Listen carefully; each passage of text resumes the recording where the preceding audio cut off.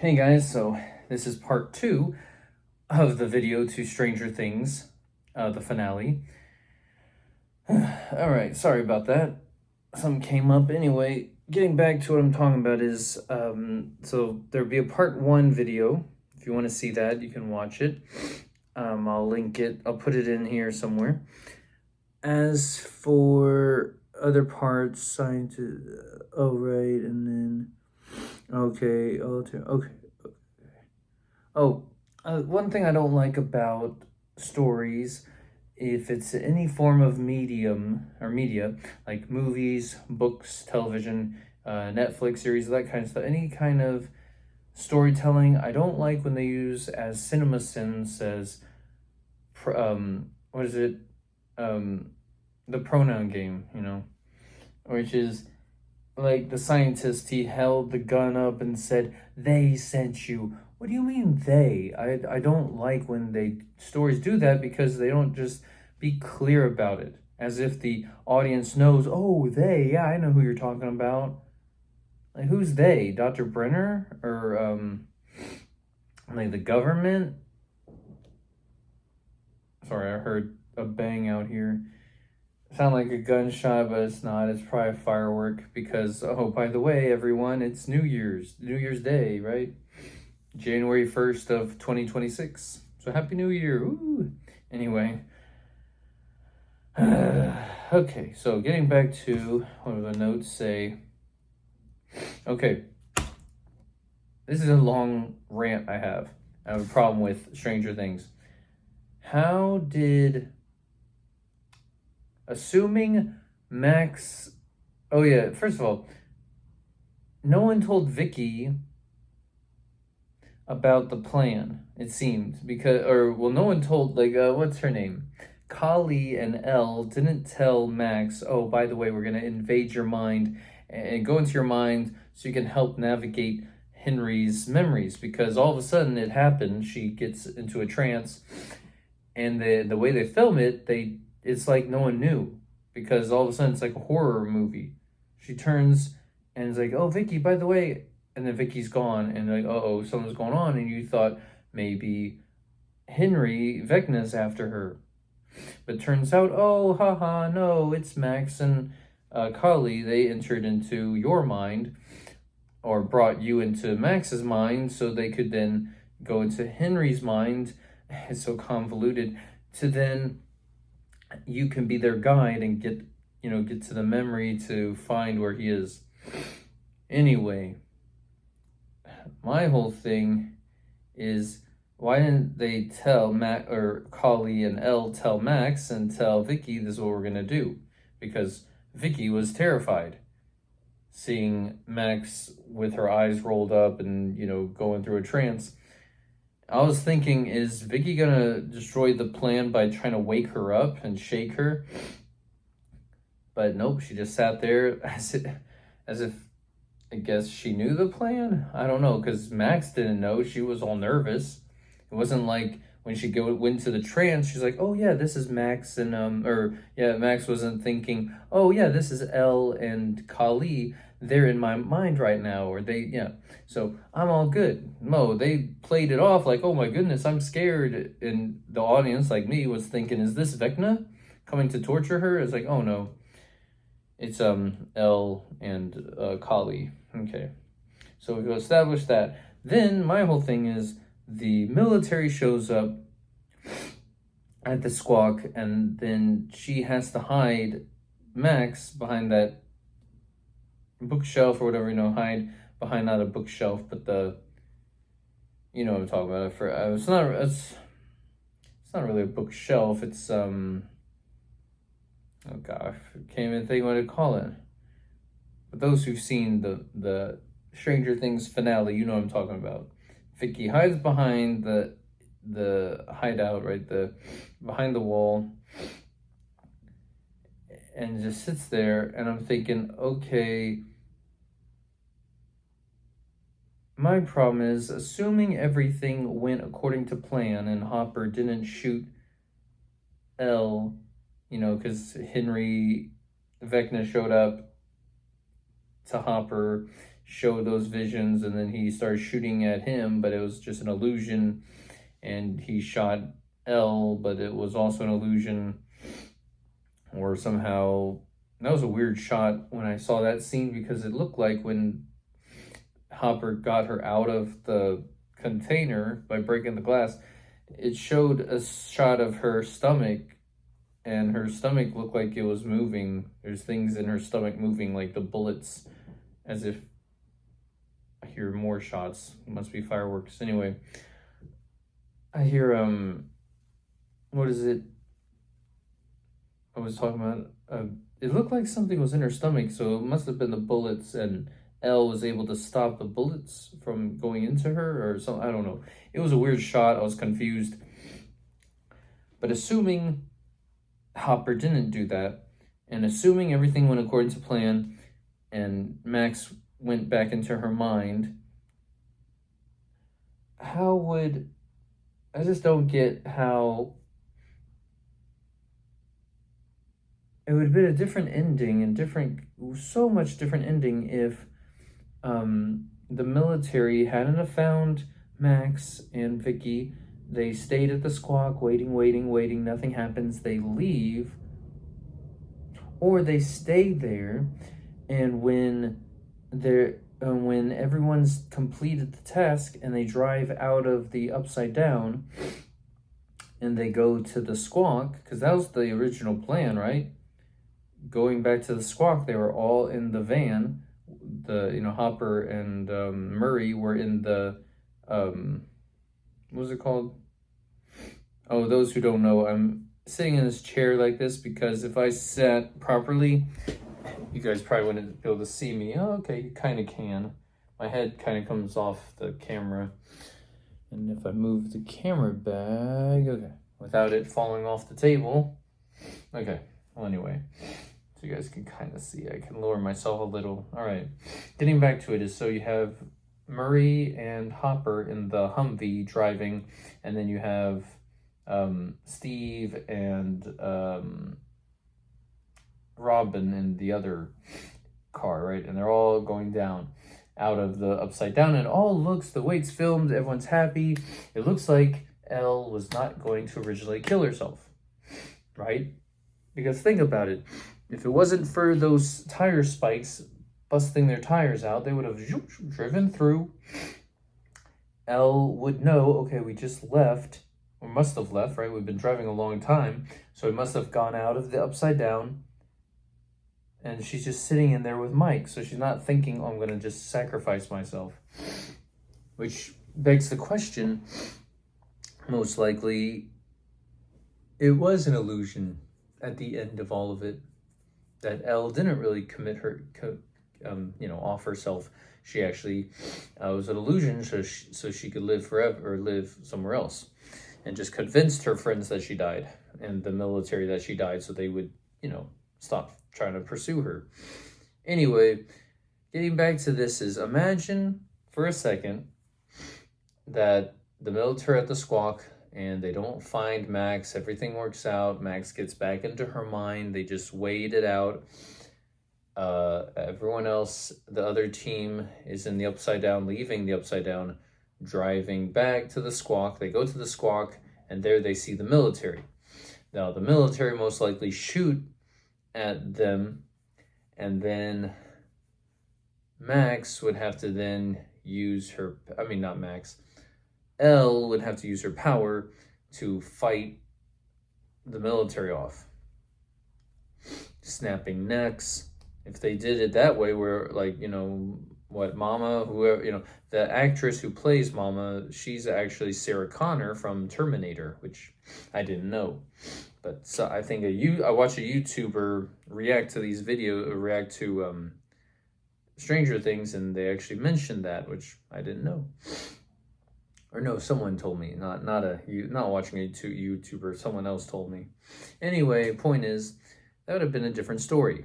There is no tire spike. They go to the Squawk, military sees them, starts shooting at them. Elle would have to use her powers, snap all their necks, including Mama, right? Dr. K, right? Killing all of them. then it would have been a totally different ending.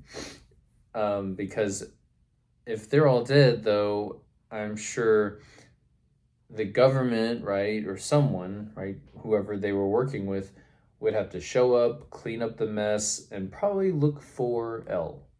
So there's always be someone looking for El, but it could show Mike in this alternative ending. It could show Mike and El travel together in a new location, staying together. You know.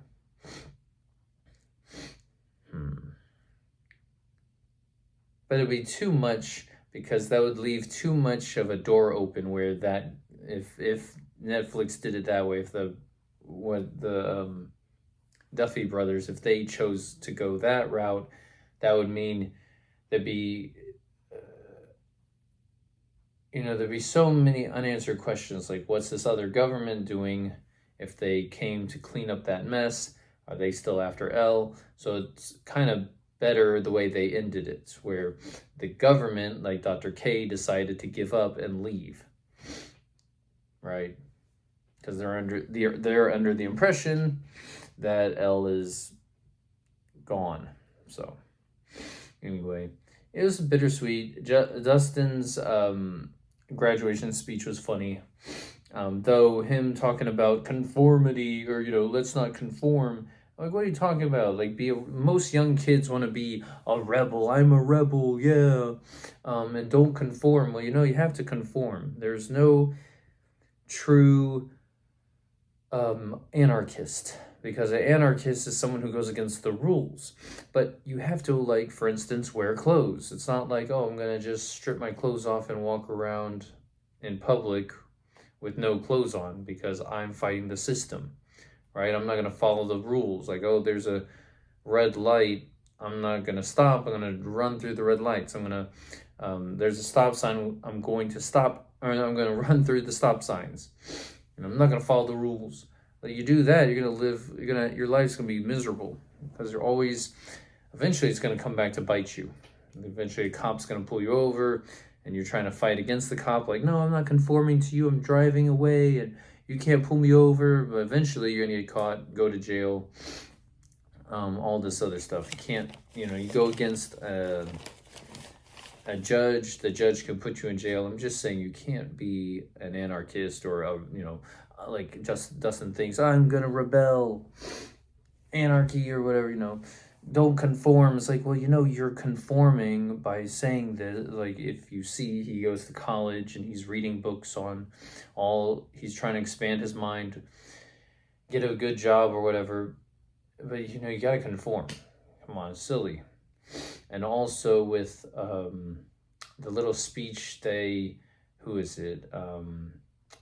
Robin, Nancy, Jonathan, Steve have at the rooftop of the Squawk, and talking. Jonathan says, oh, it's my anti-capitalist movie. Like, give me a break.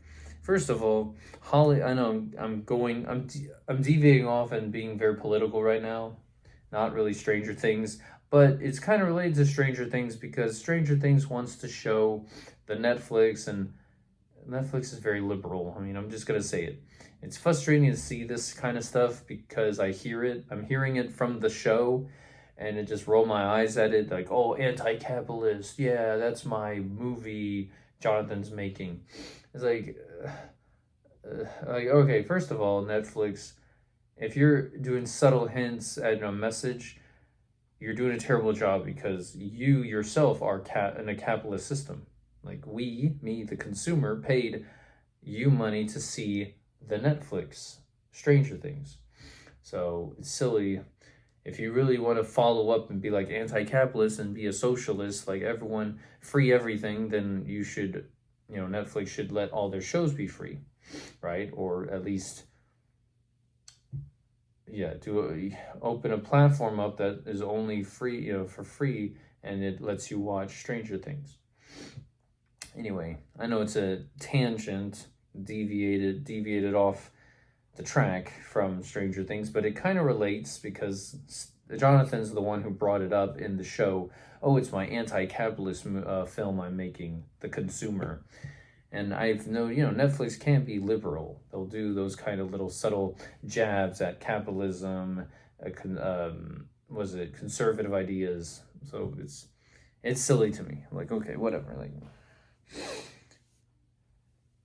because they're not thinking things through. It's like you Netflix are a capitalist.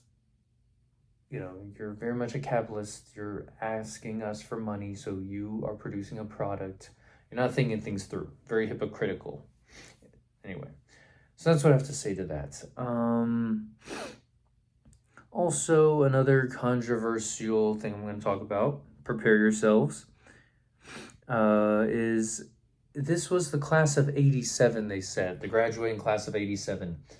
I won't tell my age, but I was kind of growing up in that time. And let me tell you, back in 87, I think it was the AIDS epidemic happened. Freddie Mercury was a thing, the singer from Queen. So this is what I'm leading to is the acceptance of gay people. Like, I just don't think that's, I don't believe it, because Will confessing that he doesn't like girls, whatever, his whole speech, and then it's just back in the 87, because I kind of grew up in that time. You were gay. That's why you were in the closet. That term, a closet. You're hiding in the closet because you don't want to come out and show the world.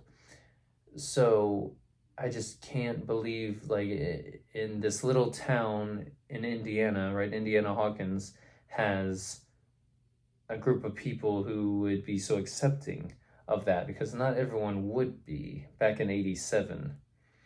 It's not like today's time in 2025 or now 2026 where so many people are, so Duffy Brothers are just trying to write that in, like, oh yeah, it's like 2026. It's like, no, this was 87. This was years ago, many, many years ago.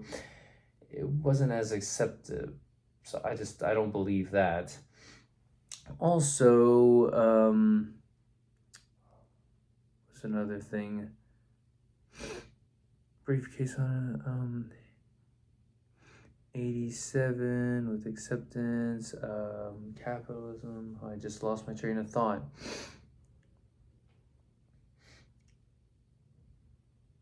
Well, I made it political, but that's because I was just trying to think. That's just the part that I don't believe, that people would be so accepting in a small little town. Oh, and then I should mention that they do a lot of references to the 80s, of course, like they showed Indiana Jones and the Last Crusade. Some people, I should mention this. In Volume 5, Episode 7, was it? When they're in the hospital and the Demodogs were coming after Lucas and Max. That scene was silly to me, or the next scene was silly when the Demodogs were in the basement and they're about to eat them, and then you hear the dryer go off and the dogs go over to the dryer, and then they make that, they actually make a silly cartoonish noise. You hear it, like if you watch that scene, the dogs are standing there watching as the flammable tank, oxygen tank is in there, and they go, and then it explodes. I'm like, oh, that is so cartoonish and silly. I don't believe that. I really don't. I don't believe for a second. Like, that just takes these creatures, they don't make them evil anymore. They don't make them sinister and dangerous and scary. It's like, oh, they're a cartoon. They made a silly noise and then they die. One problem I had. Second problem is I don't like that. How did Mrs. Wheeler get down there before them? Set that all up. I don't believe that. There's no way. She was in a debilitated state. There's no way she went down the stairs, or she used another elevator down to the basement, because there might have been two elevators, because Lucas used one. But let's say she used the stairs. I'm just trying to imagine Mrs. Wheeler going down the stairs holding on to the railing, and she'd have to be breathing heavily because she is very much injured with all these health problems. She got slashed by that creature. She's trying to heal and recover. There's no way she could have gone down those stairs. Reach the basement before them, set this thing up, leave, and you're just telling me she was hiding somewhere? Like, wouldn't she have, after setting that up, maybe stood somewhere in the open, so she could, when they showed up, right? If Lucas and Vicky and everyone else showed up, and even her son Mike showed up, he's like, oh, there's my mom, and then they hug, and then they hide together, and she can explain what she did, and they hide. But no, of course, it's like, like any film, any kind of form of visual media, they have to be, oh, look, this is a suspenseful part. This creature's about to eat them. Oh, perfect timing. The dryer goes off, and then it's about to explode, or it explodes, and then she comes out of the smoke, and it's dramatic. So you're telling me after she set that up, she hid, and she didn't hear Kate Bush, that music, that song, she didn't hear her people talking and deciding to come out. She just stayed hiding, thinking those creatures are going to come down. And because how did she know that plan would work? You can't anticipate or tell me, oh, she was hiding, and I guess she was hoping she'd be by herself hiding, and those monsters show up and it goes off. And how does she know they would go to that, or be at that precise moment? It's just so much factors going on. Like, even what if her family, like Mike, her son, was in the wrong place at the wrong time and exploded, and then he gets hit by it? You get too many factors. That was silly to me. That took me out of the story. I was like kind of invested, and then that happens. I'm like, okay, I would have changed that if I was writing it.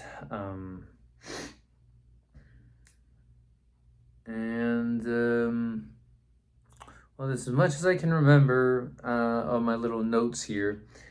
So yeah, if you guys want to subscribe, go ahead.